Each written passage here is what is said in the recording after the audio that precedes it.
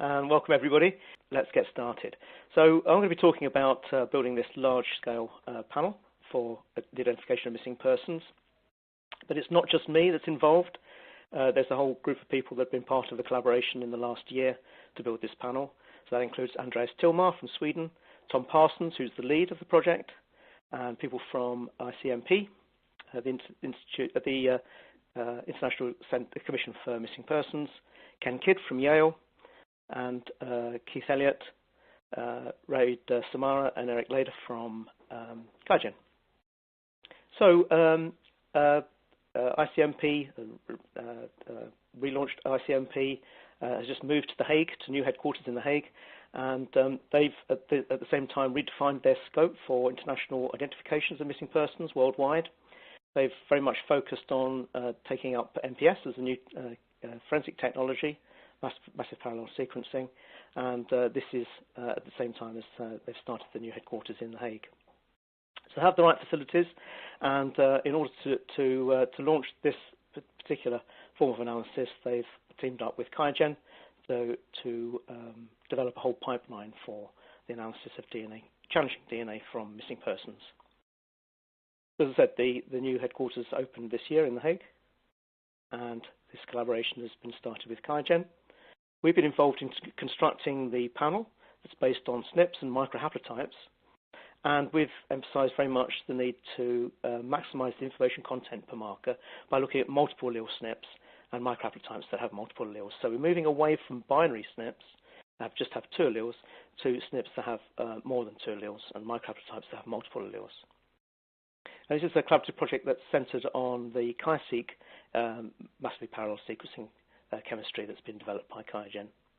So I wanted to start by just saying a little bit about why we're looking at single nucleotide polymorphisms in the first place. We all use STRs for normal routine DNA profiling, so why would we want to turn to a different type of marker for missing persons ID? Well, SNPs have been used in other forms of forensic analysis as complementary systems for STRs. So I'm sure all of you will be familiar with the idea that we can use SNPs to learn a lot about visible characteristics and the ancestry of a person, because SNPs residing in areas that have a lot of variation can help to predict things like eye colour and hair colour and the ancestry of the person. And this is very much the topic of a discussion panel that was set up at the ISFG meeting in Copenhagen in 2007. And this discussion came to the idea that SNPs can be grouped into sort of various types based on their forensic purpose. So we have identity testing SNPs, we have lineage informative SNPs. We also have SNPs that can help us to predict traits like eye colour and hair colour or ancestry. And I'm sure, again, you'll be familiar with some of the publications that have released or published SNP panels for the purpose of predicting traits and ancestry. For identity testing and lineage analysis, SNPs can also be useful because they can be amplified from very short fragments compared to STRs.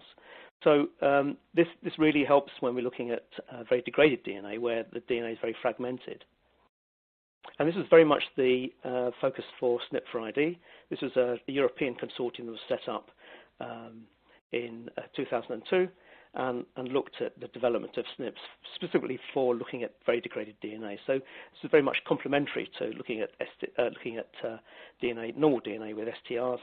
You would turn to SNPs as complementary tests for STRs when the DNA is very degraded. And we developed a 52 SNP panel that had very short fragments. So the blue bars on the left of this graph show the size distributions for the SNP fragments in broad categories. So we got SNP fragments that are as low as 50 base pairs up to about 110 to 120 base pairs. And you can see that these are shorter in their range than most of the STRs that are in routine use. So the STRs that are of similar size are in the white bars, the orange bars, and the light blue bars, which correspond to normal SGM plus fragments. These are the lowest fragments. the smallest fragments. But also we've got a couple of experimental mini STRs that were used at the time, or being developed at the time. You see that they've successfully shortened some of the fragments, but they're still, on the whole, longer than the SNP fragments. So this is the reasoning behind developing SNPs for looking at degraded DNA. And at the time we started SNP for ID, SNPs were being applied to a very large-scale victim identification program, missing persons identification program, those of the victims of the attack on the Twin Towers in New York. And this was using SNPs, but in very small multiplexes, much smaller than 52. This was very nascent, early days, and very early technology at the time. But in the end, the program to identify some of the more challenging DNA that came out of the attack on the Twin Towers wasn't quite as successful as would have been hoped. Although the fragments were quite small and the multiplexes were small, it really only gave a few extra identifications on top of mitochondria and normal STR analysis. So this didn't augur particularly well for the use of SNPs for very degraded DNA. Now, SNPs are just part of a whole range of different markers. Obviously we use STRs, forensic use, but indels too. These are all classified as short genetic variations by dbSNP, which is the largest collection of SNP data online, but they include STRs and indels at the same time. So this really encompasses the range of short variation or short variants we can use in forensic science. But MPS has brought in new types of marker. So microhaplotypes are certainly a new type of marker that is now possible to genotype successfully using MPS. So microhaplotypes are groups of SNPs in small sequences. So if you're sequencing strands of DNA, you can get the genotypes together on the same strand, so you know the phase of the microhaplotype, you know the collection of SNPs that are present, or the nucleotides, I should say, that are present on the same strand. So if we look at the two SNPs that are on the diagram, the C and the G SNP, if we can type the strand and the SNPs together on the strand, we can see if they're CG, TG, CA in this instance, or TA. So we can begin to look at the SNPs as sets on the same strand rather than just genotypes independent of each other. And this increases the number of potential genotype combinations we can have here. So going from 6 with 2 independent SNPs, we can go to 10 different haplotypes if we look at the SNPs together. MPS also allows us to look at SNPs in STRs. So this is a subject of a lot of current work looking at SNPs that are nested within STR regions or in the flanking, close by in the flanking regions. So you're looking at the whole sequence again, so you can look at the repeat region and the nucleotides in the repeat region, but you can also look at some SNP variation within the repeats or next to the repeats. So the idea is that you're expanding the amount of information you get. So microhaplotypes and SNPs in and around STRs are both new types of markers that have been brought in and are now possible because of the use of massively parallel sequencing. Now, we've said that SNPs work very well with degraded DNA, but the first pilot, looking at the pilot project looking at victims of the Twin Towers, was largely unsuccessful. But I think it's fair to say that the SNPs that came out of SNP for ID have been successfully applied to identification of missing persons. So here's 3 examples that work we've done in Santiago. This is a skull that was washed ashore on the left, a skull that's washed ashore in the north coast. And we managed to get pretty much full profiles from the dentine of the tooth of that skull. The femur in the middle is from a forest fire, so that was subject to very high temperatures, but it was also clear that it was from a person that died 10 years previously. So it's decomposed and subject to high temperatures, but again, we got quite good profiles, SNP profiles from that source of DNA. And the skull on the right is from a fire in a flat, where the skeletal remains were quite badly degraded, but we managed to get profiles out. So SNPs do work very well with degraded DNA. What we find is that the dropout, the locus dropout is random, it's not systematic, so the fragments are very similar in size, so you don't see the long fragments dropping out before the short fragments. It tends to be a fairly random process. And short amplicons clearly give good results, even when the amount of DNA present is very low. So this graph I've added here is just looking at 46. These are indels, so they're like SNPs. They're short fragments, and they usually only consist of nucleotides of 4, 5, or 6 nucleotides in length, so they can be very short, and the same principle applies. The pink line denotes the number of markers successfully typed. So for most of the samples here, all 46 of the markers have been successfully typed, and the blue line is the DNA quantitation. So even when the quantitation is extremely low, we get a reasonable success rate with the typing of these short fragments. Okay, let's say a little bit now about NPS itself and where it currently stands in forensics, and I'm going to say a little bit about the QIAseq chemistry and what it brings to the table. So this rather complicated diagram summarizes the two processes, or the two pathways you can follow if we're using the Thermo Fisher system on the left, or the Illumina system with flow cells and dye-linked primers on the right-hand side. But the important point is that the top half of the diagram is the same both for both systems and compared to what's been done before. So we obviously have to extract our DNA, quantitate the DNA carefully, and then do a normal PCR amplification. And it's been shown that you can do a normal forensic PCR amplification with things like STR primers that have got dyes attached and put the amplicons directly into the library preparation and still get good results. So this underlies the fact that the preparation of the DNA is pretty much what we've done, pretty much like what we've done before.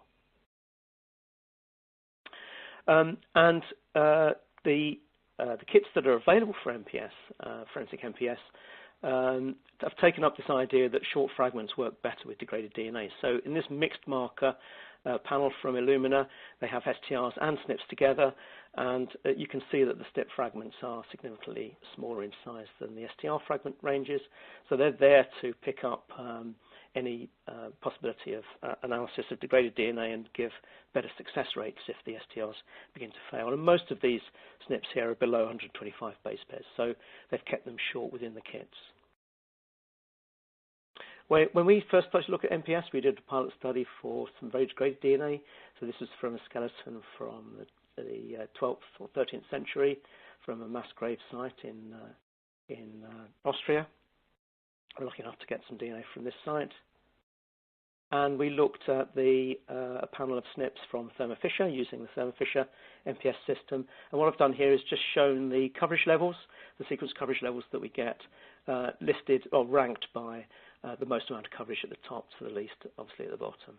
So you can see that half of the SNPs in this panel of 169 markers have given coverage at least or more than 100 times coverage, which would be considered in most instances more than sufficient coverage to give a reliable call on the genotypes.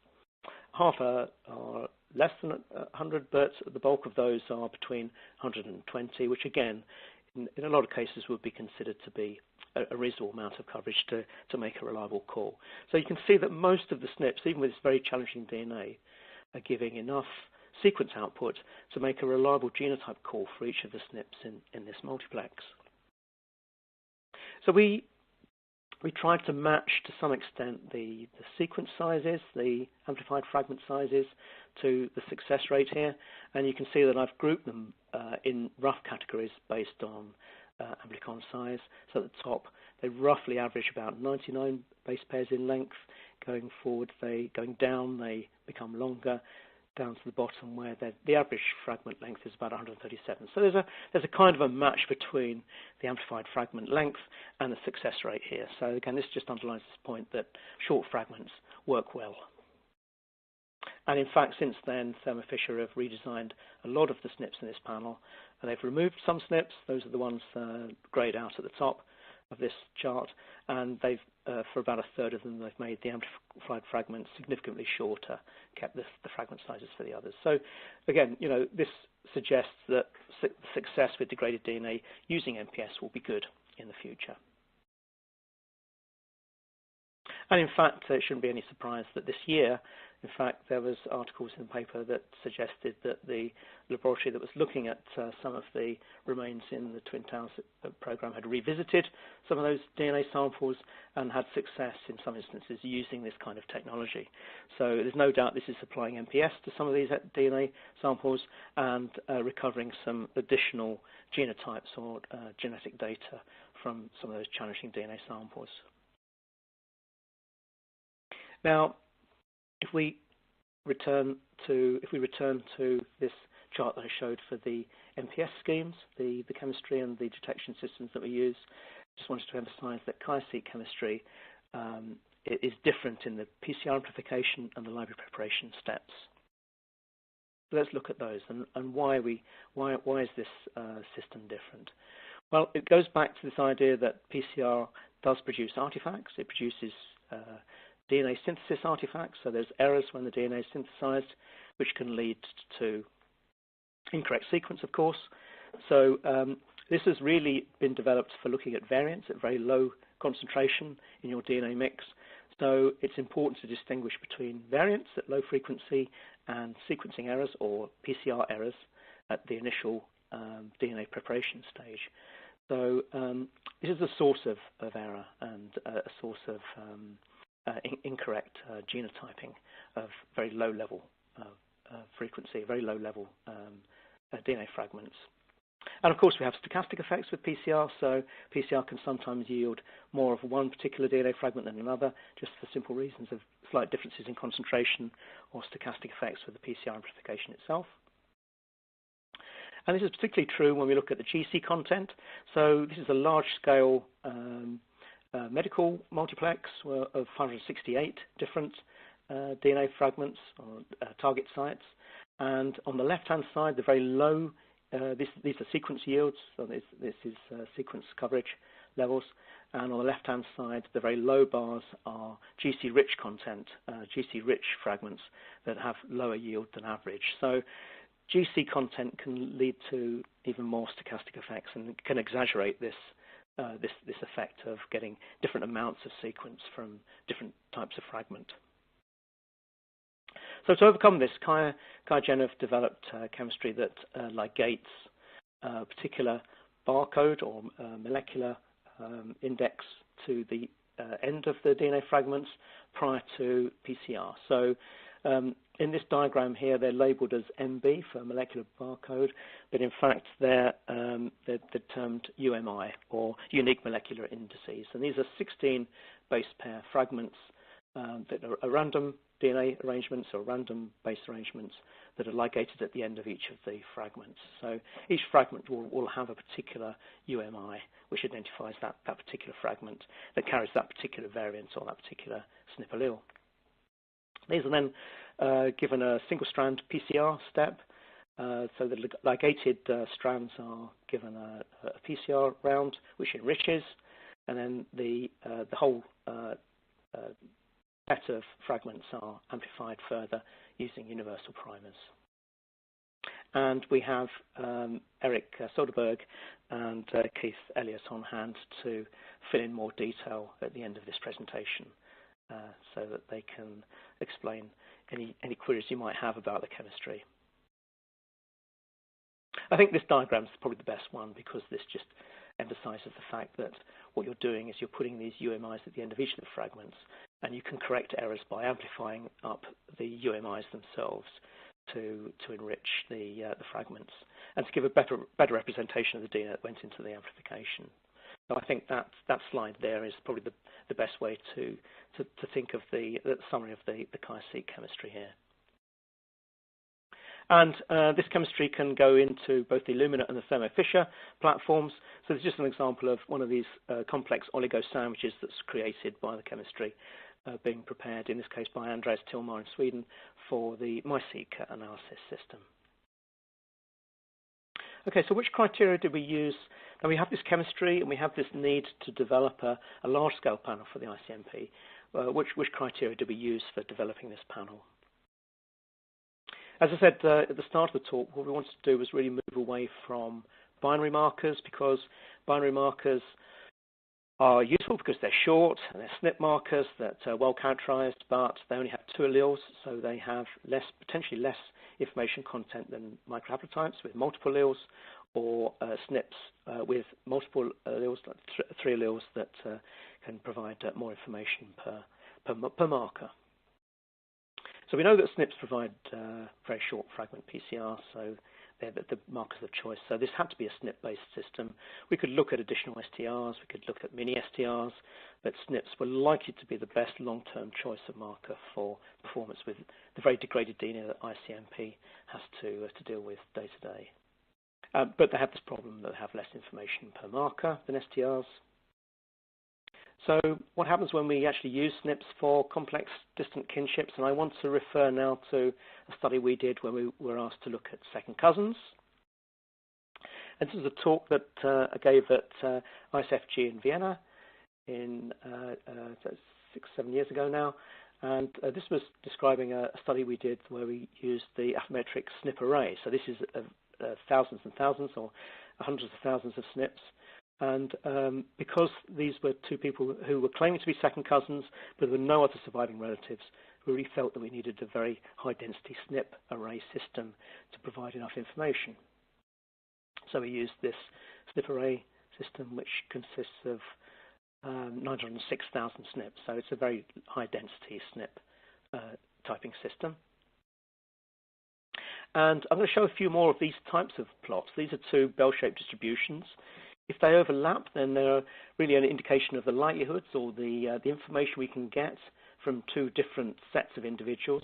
In this case, the black bell-shaped distribution on the left is unrelated individuals, and the bell-shaped distribution on the right, which is red, is second cousins. So these are the kind of likelihoods or the kind of relationship values we would get from simulated genotype combinations from, in this case, 30,000 SNPs.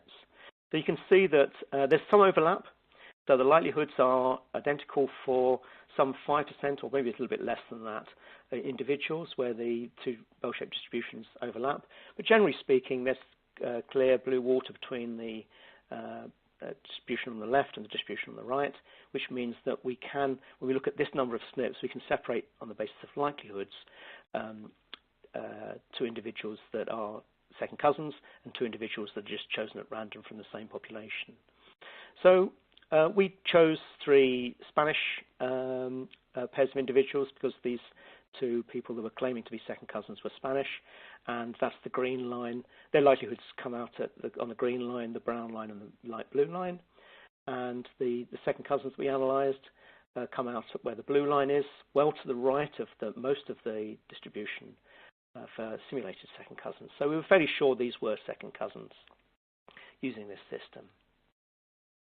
Now, we felt that we were probably using way too many SNPs than we needed, but it proved the point that if you use SNPs in sufficient number, you can start to say something much more concrete about very distant relatives in a deficient pedigree. So there's no other surviving relatives, and that kind of scenario is very typical of ICMP, where there are no surviving relatives, and you're looking at 2 individuals across several generations. So that's a challenge.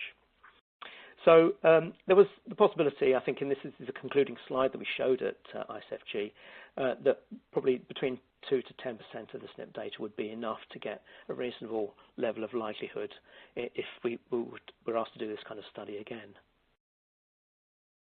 So that really informed what we were going to do for choosing SNPs. We obviously felt we needed a good number.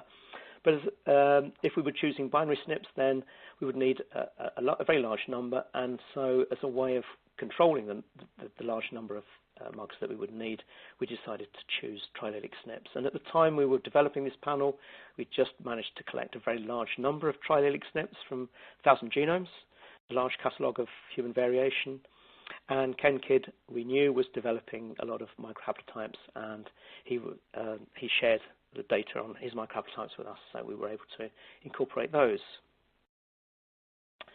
So this is really how the duties were shared between the collaborators in this project. So ICMP were the lead. They were optimizing the panel once it was developed and the QIAGEN pipeline. Andreas Tillmar in Sweden was simulating the kinship studies, potential kinship studies, in the way that I've just demonstrated that we did for the second cousin study. QIAGEN was supplying the technology that would allow us to look at potentially larger multiplexes. We were getting the microhaplotypes from Ken Kidd, and I was responsible for selecting the markers and bringing them all together. So we'd worked with Andreas Tillmar in Sweden on QIAGEN chemistry previously, so we'd both looked at 140 SNP panel from QIAGEN, so we're already familiar with the QIAGEN approach to MPS. Andreas looked at the MySeq system, and we looked at the INPGM from Thermo, and both gave good quality results. So this heat map here shows that we got good coverage. These are actually dilutions and very degraded DNA, and again, we were getting good levels of coverage and reliable genotype calls with this kit. So the QIAGEN chemistry we know works well with independent detection platforms from Illumina and Thermo Fisher, and is a robust chemistry to provide a system for MPS analysis of forensic DNA. Another issue with larger SNP sets is the issue of linkage. So again, we'd been working with Andreas on dealing with linkage, because previously we'd made a study of recombination rates between STR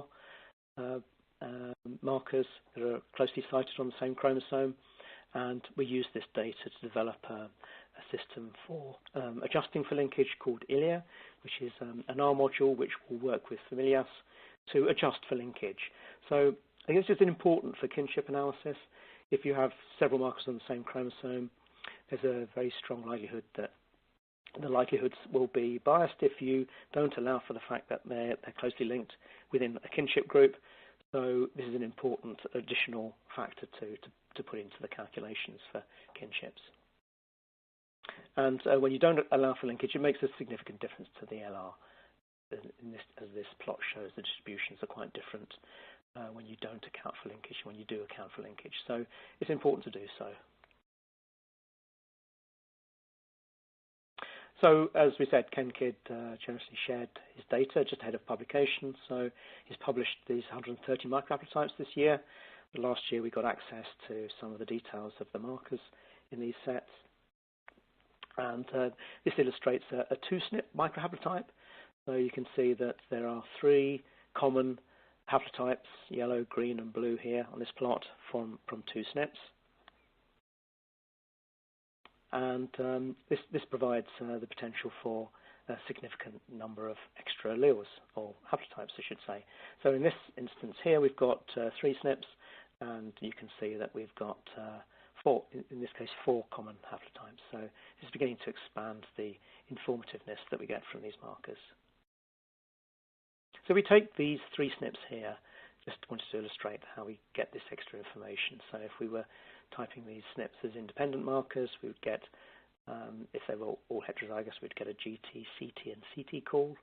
That would give us 27 different genotype combinations for all the different types of allele combinations for each of the 3 SNPs. But when we can look at the SNPs on individual strands, then we can expand the number of different combinations to 36, because we can type, or we can characterize 8 individual and different haplotypes, because we're deducing the phase of the alleles on each strand. Just highlighted the fact that you might have noticed that there's just one combination of the G allele in the first SNP with the other alleles, and this, I suggest this would probably indicate that the G was a more recent SNP event that was just links the novel G allele to the background, in which in this case is T and C. So you only see, when you see the G allele, it's only next to a T, or only in combination with a T and a C. And this is a common pattern in microhaplotypes. And those that are awake and eagle-eyed will have noticed that tiny pink, probably a singleton, probably a single observation, TCT. And that's possibly speculation, but it's possibly a recombination event. So again, it's not a common combination, but it may have been a combination of SNP alleles that was created by a very rare recombination event between the T and the C the first 2 SNPs and the T on the 3rd SNP. So again, TCT is only seen in combination in a very small number of individuals in this survey. So it could just be a recombination event, which very rarely happens with microhaplotypes, but it's a possibility. So we selected 46 of the 130. This was mainly because we were looking for universal informativeness. So there were some microhaplotypes that had quite different frequency differences between populations. But the other main reason is that we wanted to reduce the size of some microhaplotypes. So some microhaplotypes are very long, and when we reduced them to smaller sizes, we lost a large part of the variability. Now, you might have said, okay, well, we would have been better off to keep some of these at length, but we really wanted to be sure that these were going to work with degraded DNA. So it was important for us to really concentrate on this balance between informativeness for the microhaplotypes and length. And so we did reduce some of Ken's microhaplotypes significantly, and I'll show you a chart that indicates that in a few minutes. For the triallelics, it was a lot easier. We had a very large number. We built up a large list of these triallelic SNPs, and it was obvious that we wanted quite a good even distribution of alleles between each of the 3 possible nucleotides in the marker across all populations. So we wanted something like the pie chart on the left for most of the population groups: Africans, Europeans, East Asians, etc.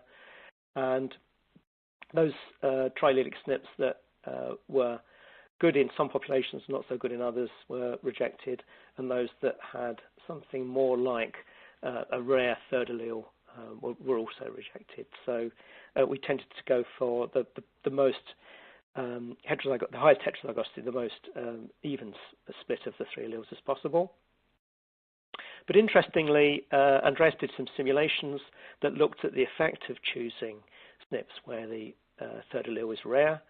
And when we look at a panel of, in this case, 300 SNPs that have 2 common alleles and a rare 3rd allele, and we do simulations, and then we compare those to half and half. So half of them are like that, and half of them are perfect or good triallelics. We've got an even distribution, or they're all perfect. We've got all of them are even distribution. You can see that these bell-shaped distributions don't change very much in position. So there's a very slight shift in likelihood going from not so good to all good, etc. So maybe we exaggerate the effect that it's not a good idea to choose triallelic SNPs where the 3rd allele is very rare. In fact, the effect is less than we anticipated. So it's an interesting phenomenon. I think it's to do with the fact that if you pick up a rare allele in a kinship group, it obviously contributes much more information to the final likelihood. So if you have a large number of markers, there's a large SNP set, you're going to find a certain proportion of those markers. So that effect cuts in to some extent. So what were the characteristics of the final panel? We chose a very large number, or a very large number were actually incorporated into the final multiplex. We got 1,377 autosomal triallelics and 34 X chromosome triallelics, so that's a very large number. In fact, only 6 were disqualified on the basis of primer extension design. So we were expecting to see some bad quality sequence around, but QIAGEN did a good job of designing primers in and around these areas, so that was good. And as we said, 46 of the microhaplotypes were incorporated, and these were composed of 2, 3, 4, or even 5 SNP combinations. So that's a good set of microhaplotypes to include. And of these, we had, from these markers, we had 2,832 target enrichment extension primers. Now, I haven't said anything about this, but and maybe Eric and Keith can say a little bit more after the talk, but the QIAGEN chemistry uses multiple primer sets. So there is redundant targeting with this single-strand PCR step using multiple primers in the bulk of the markers that are in the multiplex, and I think that's true of most of the QIAGEN multiplexes. So this again adds sensitivity, and it allows for the fact that some of the flanking regions can have poor quality sequence. So it's a good pickup in terms of the yield that you get of the fragments prior to the library preparation step. So we think that's another bonus with the QIAseq chemistry, but I think the other two can perhaps say a little bit more about that. But anyway, for our panel, we were able to have multiple primer sets for 80% of the markers that were incorporated. So that's good in terms of sensitivity going forward, I think.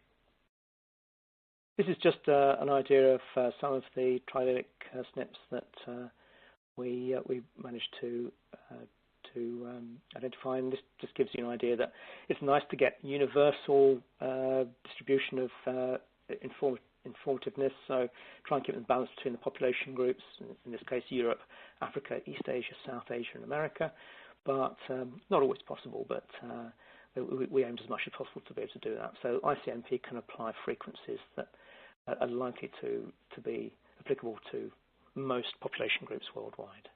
And we really were able to get the range between 0.6 to 0.66 average heterozygosity. So that's significantly better per marker than the 0.5 maximum from binaries. This is how they look in terms of their distribution of informativeness. So from the left, where the most informative, so these are heterozygosity values here, ranked from left to right. A very small proportion, just 1.5% of these had a lower average heterozygosity across all those population groups of the best biallelic SNPs, so the binary SNPs. So you can see that 98.5% of these SNPs are better than the best binary SNPs. So that's good to know. Now, just going on to this idea that we really felt we needed to balance Amplicon size for the microhaplotypes with informativeness. This is actually an example of an ancestry informative microhaplotype, but it just serves the purpose. So this is the full length haplotype, and this is the haplotype reduced in length.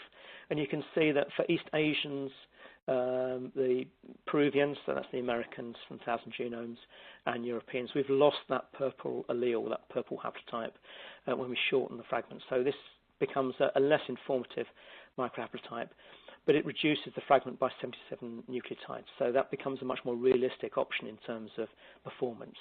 So this is one that we actually rejected because we lost heterozygosity and we lost informativeness for, in this particular case, for ancestry inference. But it just illustrates the process that we were obliged to do to try and balance length with how much information we're getting per microhaplotype. And I'm not sure if this is really a good idea, but maybe what we should do is to incorporate some of the longer fragments to see how they work, and we can always put in more. But at this stage, a large number of the long microhaplotypes were only as informative as some of the triallelics anyway, so they were rejected on that basis too.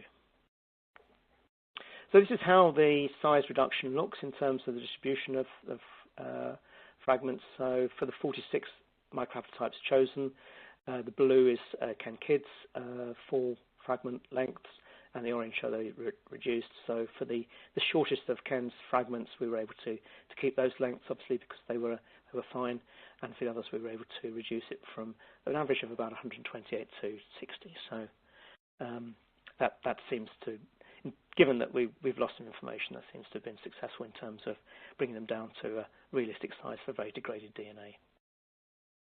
And this is how some of them look in terms of their allele distributions. So on the grey value on the top right of each of these charts is the heterozygosity. So these have significantly higher heterozygosities than the best triallelics. So these are really good markers in terms of getting information for kinship analysis. And you can see from the nucleotide values that these are all quite short, so that's nice. This is how their heterozygosities compare on the right-hand side to the triallelics. So 40%, almost 40% of the microhaplotypes were significantly higher in terms of their heterozygosity than the best triallelics. So that, again, that's a good result to get. So Andreas has done some simulations with this data to look at family studies, and these charts are a little bit difficult to get your head around, I think, but the green, the light green and the pink bell-shaped distributions are simulations of binary SNPs at similar numbers. So this is 1,423 perfect binaries, the pink and the green, and our ICM panel markers. These are triallelic SNPs. These are not microhaplotypes, and that's the purple and the green distribution. So the top chart looks at full SIBs. So this is always a very easy comparison to make because the degree of relatedness between full SIBs is obviously very high, and the two bell-shaped distribution sets are very well separated. The important point is 0, because you want all your values to be well to the right of the 0 for the claimed relationship and well to the left for the alternative relationship, which is unrelated. So that's certainly the case. And if you move to half SIBs, they're still well separated. First cousins, they are separated. There's very little overlap around the 0 point, looking at the bottom left chart here. And unrelateds are still, in the main, well separated, but they're quite close to 0 in some cases, certainly for the binary SNPs. And when we go to second cousins, you can see that we're struggling to separate these out. There's a big area of overlap between all of the distributions here, and a significant number of second cousins have likelihood ratio values which are below 0, so they would be apparent unrelated individuals. And again, this shouldn't be a surprise. And the population as a whole contains a large number of second cousins, so unrelateds have a degree of relationship in any one population. So they are very, very difficult to separate. So I think if ICMP were asked to separate second cousins with no other surviving relatives, they would be challenged with any number of markers, I think. So I'm just going to conclude now. I've reached the end of my time with just one thing that's come out in the last 3 or 4 months during the optimizations panel, and this is that we've lost some of our markers. So about 7 to 10%, I think it is, of the triallelic sites have actually proved to be segmental duplication. So this shouldn't be a surprise. Segmental duplications are a common pattern in the genome, and sequences will look identical between different portions of the genome that carry a particular sequence and the duplicated SNP. And the SNP may have diverged and produced a third allele, but obviously on occasions you will see 3 different nucleotide patterns or 3 different sequences in one individual. So that's clearly the indication that you're looking at a duplication rather than a true allelic event. And this diagram I pulled from the web illustrates this quite nicely. So it illustrates the fact that allelic diversity is actually very difficult to differentiate from segmental duplication when you're looking at diploid sequences rather than haploid sequences. So this is something that we were aware might happen, but it just goes to show that it's important really to do the BLAST searches for the primer sequences and the context sequence and really be sure you've got a unique site when you're looking at a large number of markers in this instance. Okay, that's it. I'd like to thank the group that I work with in Santiago, in particular Maria de la Puente, who's the person in blue. I don't have a pointer, I'm afraid. I can't hover a mouse over, but she's over on the right-hand side of this photograph, second from right and the second row. So she's the one that's done quite a lot of work on microhaplotypes development and triallelic SNP development, as has Fonde, who's the male at the back, who's standing to the left. So with that, I'll hand over back to Michelle, who's going to take some of the questions that have been coming in, I think. And I think also Keith and Eric from QIAGEN are going to perhaps fill in on any of the questions that we have on the chemistry.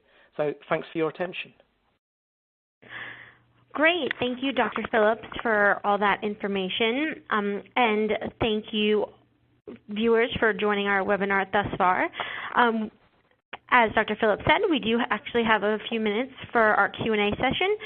So if you haven't already, take a minute or two right now to submit a question for our expert, and he can answer. We do already have a few questions, so we'll get started on those. So Dr. Phillips, could this panel be used with other forensic MPS platforms? I'm sorry. Yes, yes, it does lend itself very well to both of the mainstream platforms. So that's the Illumina platform and the Thermo Fisher panel, the Thermo Fisher platform. So there are some issues with adjusting the chemistry to the requirements of both platforms, which are, I think it's fair to say, a little bit more difficult with Thermo Fisher because they have various additional oligonucleotide segments that require attachment to the end. The same applies to Illumina, but it's slightly less complex. But they can be done. I mean, with the QIAGEN panel, SNP panel, we were able to adapt them fairly readily to both the Illumina in Sweden. Andreas did that in Sweden for the Illumina platform, and we were able to do it successfully with the Thermo Fisher panel. That was the old chemistry. For the new chemistry, again, we've done it successfully with the Thermo Fisher panel. I think I would warn people that are going to do this that they need to do some work on the software too. And again, you know, this is something Keith and Erica are already working on, we know. And software support is something that QIAGEN will need to build, and I'm sure they are already doing that in anticipation of providing an independent chemistry from the detection side of things. So I think, yes, they can be, and it works successfully. Needs some optimization, needs some tweaking, but it can be done quite well, and the results we've seen so far are good, yes. Great, that's some good information there, because we've definitely been seeing an uptick in MPS, and especially for forensic applications. So it's always good to know that you can use cross-platform. Yeah. All right. Our next question is, how many triallelic SNPs did you find in 1,000 genomes, and how did you achieve this? Yeah. Well, we found a lot. I mean, we haven't written these up yet because it's very difficult to actually just publish a list of markers, but I think that's what we want to do. We definitely want to be able to share these with the community because they obviously carry more information per marker, so they're suited to forensic use, and they're also good from the point of view of mixtures because if you do detect third alleles, as are microhaplotypes, if you detect a third allele in a variety of these markers in an analysis, then you know you've got mixed source DNA. So we actually found more than 500,000 of these SNPs in the final 1,000 genomes release of 77 million markers. Now that sounds a very large number of triallelics, and we were very happy with that, you know, but the vast majority of those are just singleton observations, so there might just be one individual amongst 2,504, I think it is, in 1,000 genomes that has that third allele. So it's almost like a private SNP. So a very large proportion of them have very low heterozygosities because that third allele is only present in one individual. And so they would really be of very little use for forensics. But at the other end of the scale, there's a significant number, and these are the ones that we selected for this panel, that have very nice allelic splits like we saw in that slide, and are really informative, and you know, are not segmental duplications, they're real markers. So there's a rich you know, mine of markers to exploit there, and as I said, we definitely would like to publish those. So we're likely to probably make a paper that lists the RS numbers, the supplementary data, I suppose you could say. And the way we did it, well, we've got bioinformatics experts here that can trawl the 1,000 genomes raw data and just pull out particular features. In this instance, we're looking for alleles that are marked as 2. So 1,000 genomes marks normal SNPs, binary SNPs, as 0 and 1 for the reference allele and the variant allele. And for multiple allele SNPs, it's 0, 1, 2. So we had bioinformatics tools that just selected all those SNPs amongst the 77 million different SNP markers, all those SNPs that had 0, 1, and 2.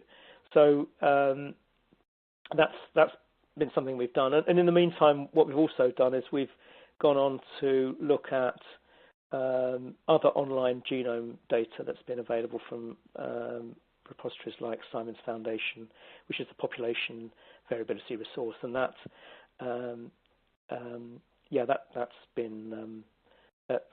really shown us that these patterns of variability match those in 1,000 genomes. So that's been encouraging.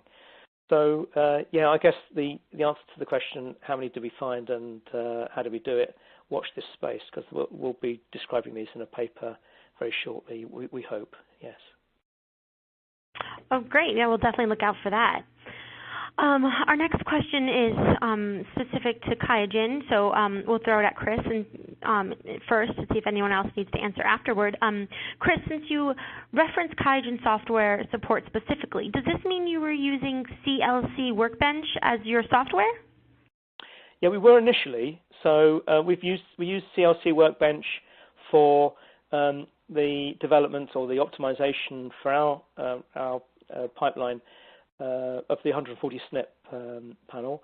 But since then, we've been looking at a new panel from QIAGEN, and we haven't used CLC Workbench. What we want to do is we want to use the data output to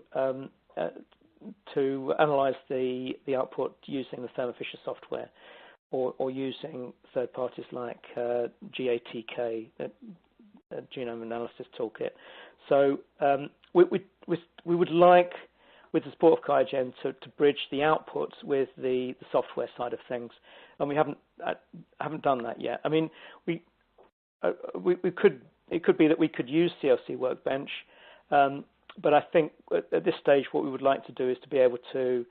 I think it's an online offering called Central Analysis Platform. I think it is. Keith, Eric, can you clarify that? But we would like to just make more smooth, if you like, the output from the sequencer and the analysis side of things. But really, at the end of the day, what we would like is genotypes and sequence coverage levels, because those are the two most important items of information from a run. And obviously, the genotypes are assessed in terms of their quality, in terms of the balance of the sequences for the heterozygotes.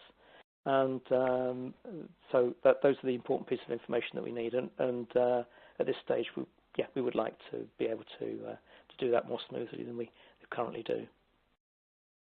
Okay. Maybe I should comment that. So this is Eric sort of back then. So maybe I should comment about the software part here, because QIAGEN, we are still in the early phase here, and we can certainly provide complete workflows for the bioinformatic process in the workbench that are really optimized and simplified. So that's our real goal, of course, to have these locked processes where we can use certain panels and provide automated bioinformatic workflows based on these panels, of course. So we will certainly provide really simplified analysis solutions for this. Okay, great. Thank you, both of you, for that information. Another question we have here for you, Dr. Phillips. How important is the consideration of linkage in a panel that will be used for kinship analysis? Yeah.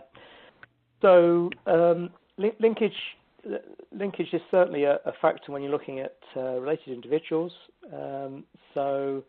When we looked at two closely cited STRs, D12S391 and VWA, certainly in normal profiling it's not an issue, because you can use the product rule successfully. Any outbreeding population will have two sets of alleles from both STRs in random combination, but obviously with related individuals that's not the case. So that alerted us to the fact that you need to make some adjustment for linkage. As I said, the way we did it was to incorporate the recombination rate estimates that we've made, which is very easy to do.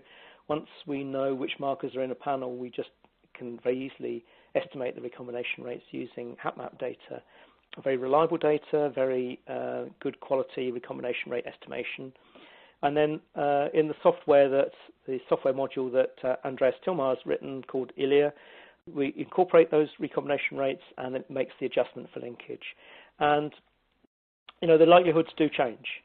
So it can make a difference when you're looking at two closely related individuals in comparison to a random pair from the population, like cousins or second cousins, because the difference in likelihood is very slight in that instance. So I think it's a necessary step. It's sometimes difficult for people to handle the idea of making adjustments, but we've tried to make that process straightforward. And as I said, it's an adjunct to Familias, so it's very easy to make the necessary adjustments automatically once you know the recombination values. And we would always, whenever we publish a forensic panel that includes a large number of markers which are closely linked, we would always seek to provide information about their position and therefore their recombination rates between them. So it's an important step, and it's something we would certainly encourage people to take account of. Okay, great. And we have time for another question here. Has this panel been validated for regular casework by any forensic laboratories? That will be ICMP. So ICMP are doing the analysis of performance, and it's something, once we have access to the panel ourselves, we would do as well. So we would seek to look at sensitivity, at the ability to look at mixtures, which, you know, it's certainly possible with triallelic and microhaplotype markers.